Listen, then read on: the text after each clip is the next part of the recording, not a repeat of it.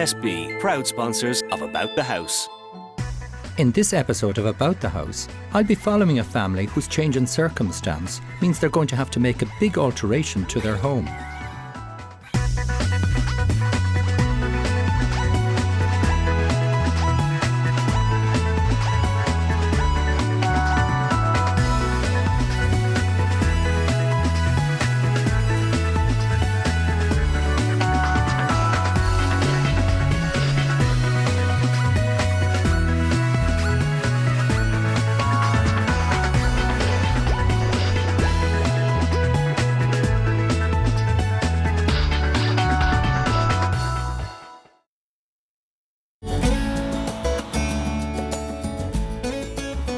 In County Louth, Michael and Marie Pentony are extending and renovating their 100-year-old cottage. Hello, Michael, pleased to meet you. How are you? A big change has occurred in their lives, which means they're going to have to adapt their home.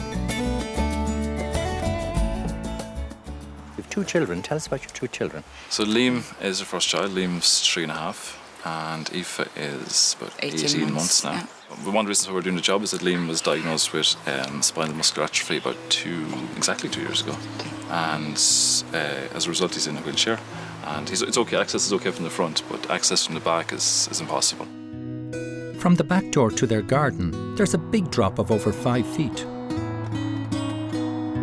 And there are other issues for Liam, such as the narrow corridors and small rooms, which make it difficult for him to negotiate.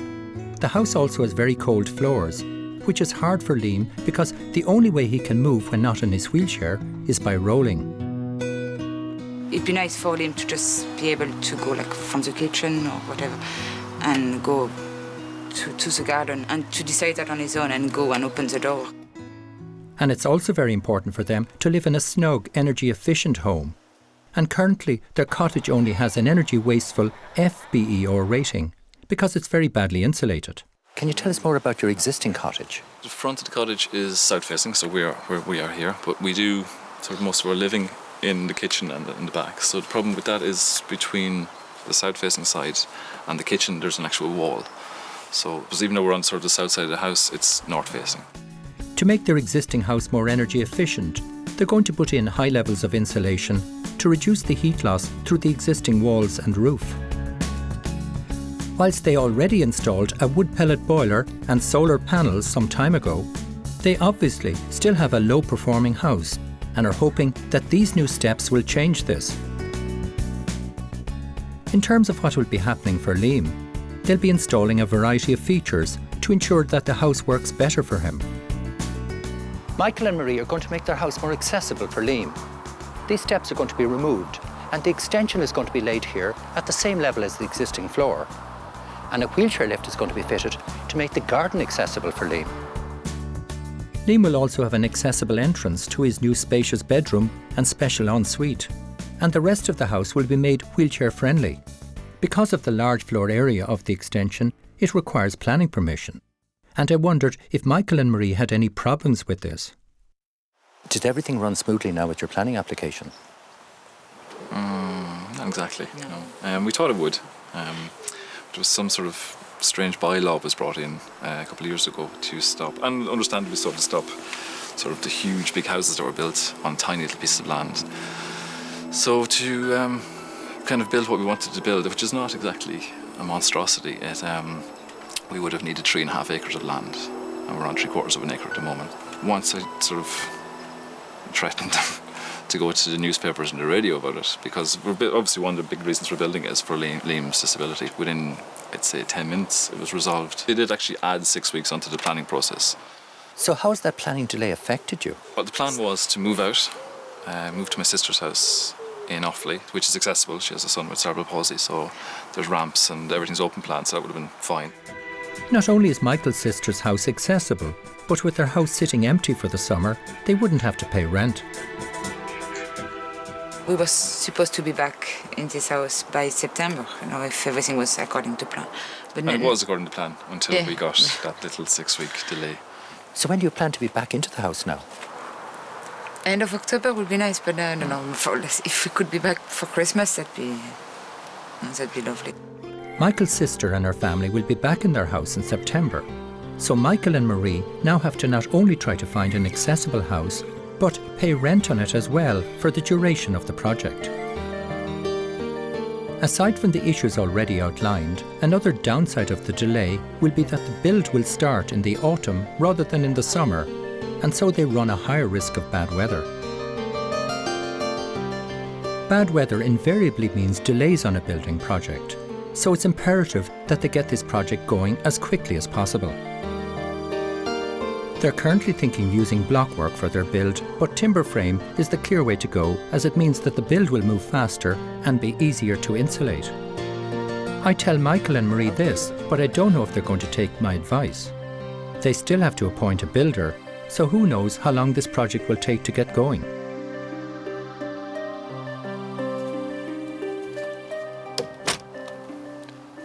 Well, Michael and Marie are really up against it now for time, so the next time I'm here on site, I'm hoping that this project is well underway and on schedule. A couple of months later, Michael and Marie had found a builder, and work has at last started on their delayed build. I came down to meet their builder to see how realistic their 2-month plan was. Hi, Francis. Logan. I believe you're the builder here. I am indeed. Pleased to meet you, sir. When did you come on site? We landed on site 3 weeks ago. Okay, right. And we were lucky the first week we had good weather. But what we done was, there was an existing building here before. So you had to knock all of that down? Yeah, we knocked it all down. It wasn't very well built, so we had to take it down by hand. And then we started digging the foundations. Considering Francis and his team have only been on site for 2 weeks, they've achieved a great deal. It looks like things are off to a promising start. This seems to be down to the building material they went for. It's called Durisol and is an insulating concrete form, or ICF system, of hollow blocks made with a mixture of recycled wood bound with cement. It has rock wool insulation fitted on half the cavity of the block, and the rest is filled with reinforced concrete to give it structural strength. Vitally, for the Pentony's project, the Durisol blocks are much quicker to build with than normal cement blocks. Pat McCormack, their engineer, told me more about this. So with this wall construction here, is this fast to build? Yes, it's a very fast system to use. Once the first course goes in and is bedded level, which uses sand and cement, everything else is dry joint and goes together very quickly. So there's no mortar in the joints here? There is no mortar in the joints here. The only time a bonding material comes in place is when they're actually filled with concrete.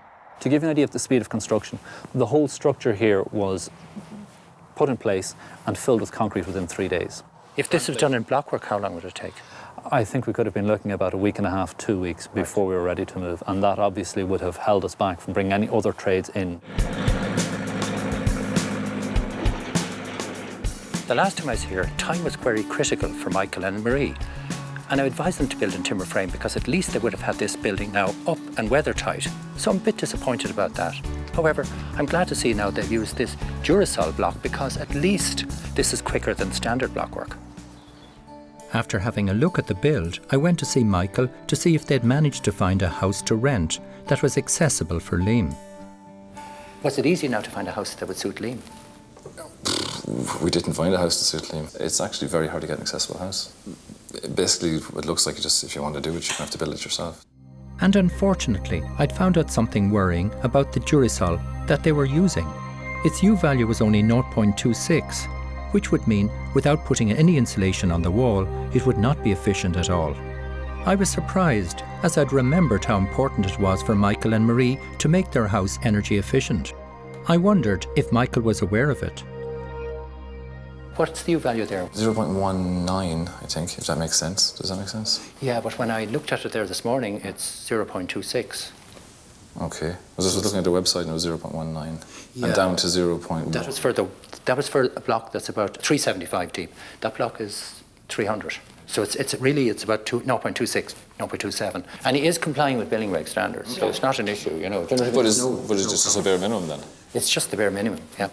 So Michael will be losing nearly 40% more heat through his walls than he was planning on.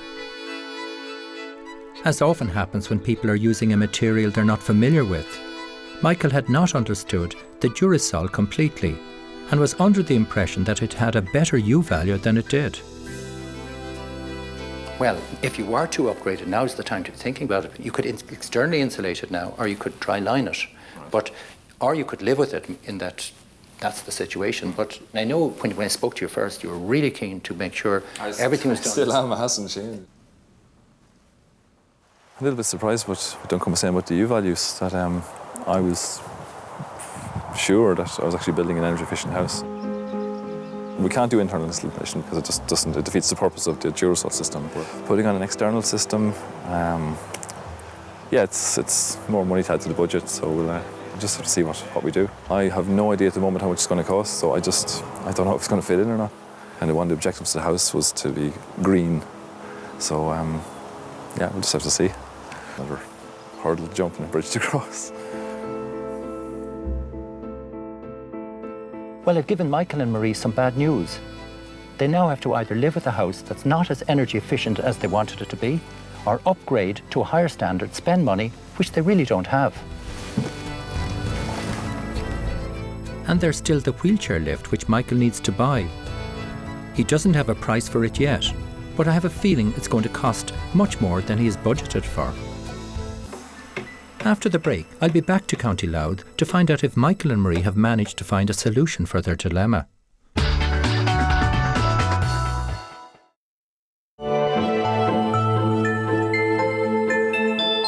ESB, proud sponsors of About the House. ESB, proud sponsors of About the House. I was back in Louth for my third visit to Michael and Marie Pentony. When I'd last seen them, I'd hit them with the bad news that their house was not going to be as energy efficient as they were planning on building. I wondered if they'd found a solution to their underperforming walls.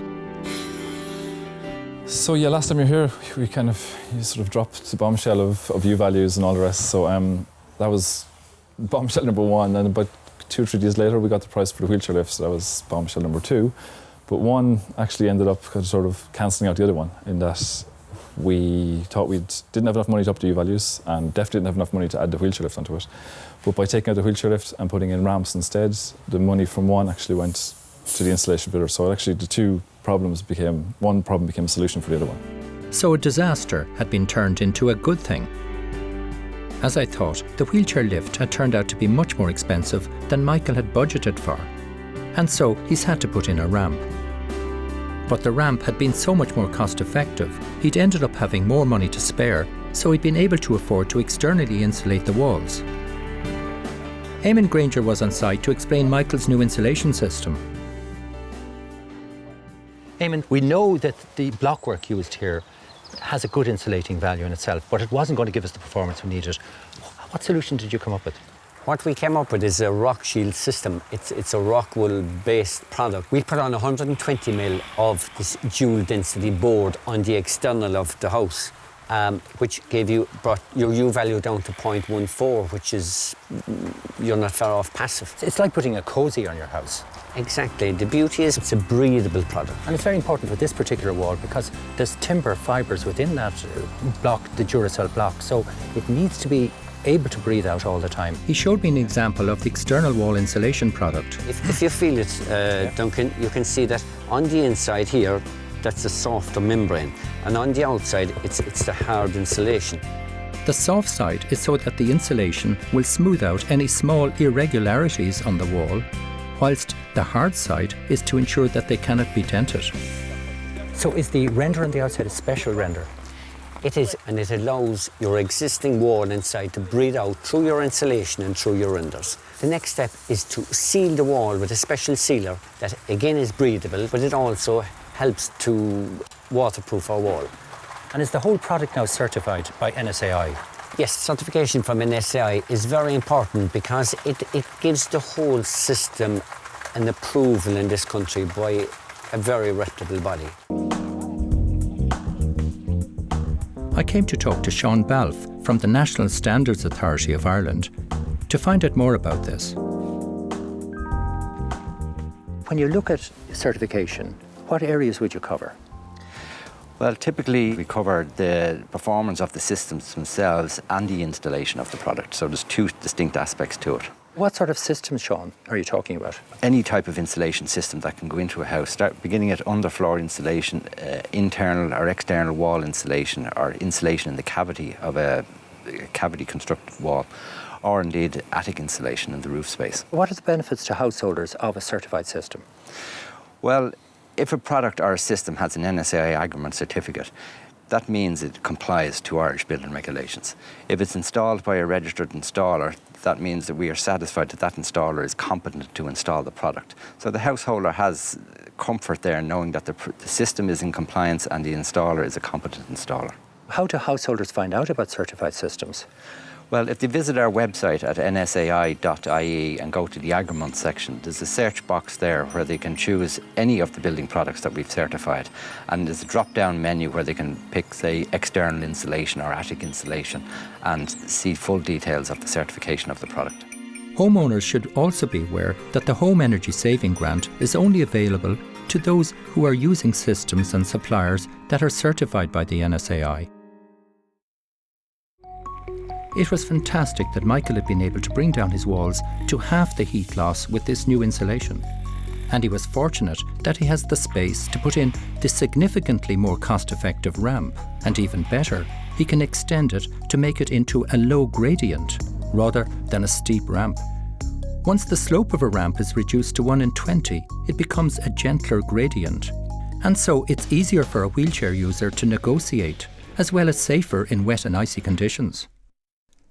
To get advice on the construction of the gradient for Liam, Michael had consulted the Irish Wheelchair Association. We went to meet Niall MacDonald, who advised him. Michael got in touch with me. They were saying that they were having difficulties designing ramping outside their house. It needed to be a feature of the house, but Liam needs access, and that's the important part. He suggested some safety elements to deal with the edges of the gradient, such as cordite paving or walled flower beds, the latter having the added advantage of enabling the gradient to be integrated as a landscape feature in the garden. Niall also talked about the current disability grant available to householders. The Housing Adaptation Grant, currently the maximum stands at €30,000. It won't go very far. Every time somebody has an accident now that requires the house to be adapted, it can cost the government up to €30,000. The real way to go right now is, if a house is being built, make it future adaptable. Unfortunately, Michael and Marie haven't been able to get this grant because it's means tested and they don't qualify. But the IWA advises of the need to bring in small changes to building regulations for new houses, such as wider doorways and bigger bathrooms at ground level, so that all new houses can be very easily made future adaptable. People like Michael and Marie can then avoid having to incur the costs of these large-scale overhauls.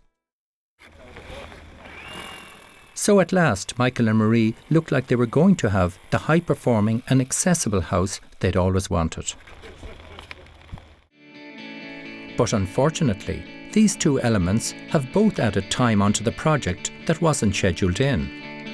Michael is already struggling to pay full rent and his mortgage, whilst having to live in a non-accessible house. They really need to get the bill finished in time, and I wondered how confident Michael was about this happening. Mildly confident, yeah. Should be okay, yeah. When I came back for my final visit to Louth, I hoped Michael's confidence would be justified. But unfortunately, it wasn't quite finished. The inside was definitely getting there, although the flooring still needed to be laid and the kitchen finished. But outside looked like it had a long way to go. I asked Francis what had caused the delays. Well, Francis, you're running a little bit behind time. What's happened? We've been delayed with the wooden floors and our tiles a wee bit delayed. Generally inside the house, we're hopping up with inside the house. Obviously, unfortunately, the time of year we have, the weather has been too kind to us outside. This wasn't on the programme originally. As you've seen yourself, the whole job's basically completely changed outside. We've done external render, we've done a whole new patio area, and we've re-roofed more of the existing roof than we thought planned. So there was still a lot to do outside, but at least inside was nearly there. Although Michael and Marie hadn't been able to move their family back in quite yet. It was clear from looking through the house how much it had changed from when I'd originally come down. seems to have worked out now well for Liam. Yes, because Liam now will have access to nearly every part of the house, and he'll have space to move. It's perfectly good for him. It's fully accessible now all the way around the house, from the front right around to the back. He can travel around everywhere. Absolutely full access to everywhere in the house, yeah. So with all of the changes now that you've made, originally we were going to put in a wheelchair lift. Now you've changed to a ramp. How's that all worked out? It's actually far, far better now the way it worked out. So it means that instead of having a stainless steel structure at the side of the house, which kind of would take away from the house as far as I'm concerned, we now have the ramp, which has become a feature of the house. The other thing that changed was the external insulation, and that's, while that was sort of the nightmare scenario in the middle of the project, it actually was the best thing we did. I mean, just the insulation, the heating bills in the house will just be through the floor. If you take from the original house now, what sort of difference? I mean, you had oil heating here originally, did you? Yes, when we moved in here 6 years ago, we had oil heating, and our first year's bill was €3,000 in heating oil. The solar panels and wood pellet boiler they put in brought their cost down significantly. But combined with the new measures, their heating bills are now going to be minimal. Now that we've put in the heating control system, so actually before we heated the house, if we wanted to turn on the heat in any room, it had to go on everywhere. So now we actually have individual control for each individual room. So we estimate, according to the heating control system, he reckons our heating bill should be between €300 to €500. So we brought it down in 6 years from €3,000 to about 500 to €400. And they've managed to upgrade their BEO rating from an F to a C1, which is a great improvement. So are you looking forward to coming now from the other house to here? Yes, we are. Oh, yeah. No, I think we're getting very impatient at the moment. Yeah. No, Just back to us. Normality. Yeah, back to normality. But it's going to work so well for you, but also I think it'll be so snug here for the winter now, won't it? Yes, it will. So no matter how cold the winter is, you're going to be so well safeguarded. Hoping for a good hard winter, actually, just to test the house. Even though they might not be in quite yet, I see that Michael and Marie have achieved their goals of creating an energy efficient and accessible house for their family.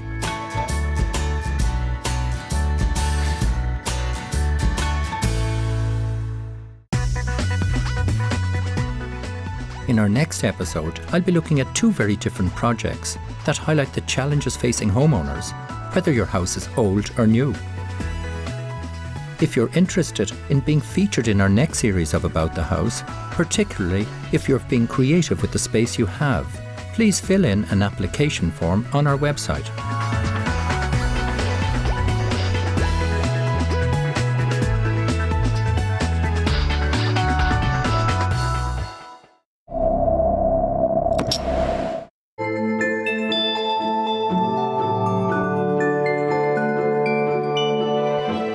ESB, proud sponsors of About the House.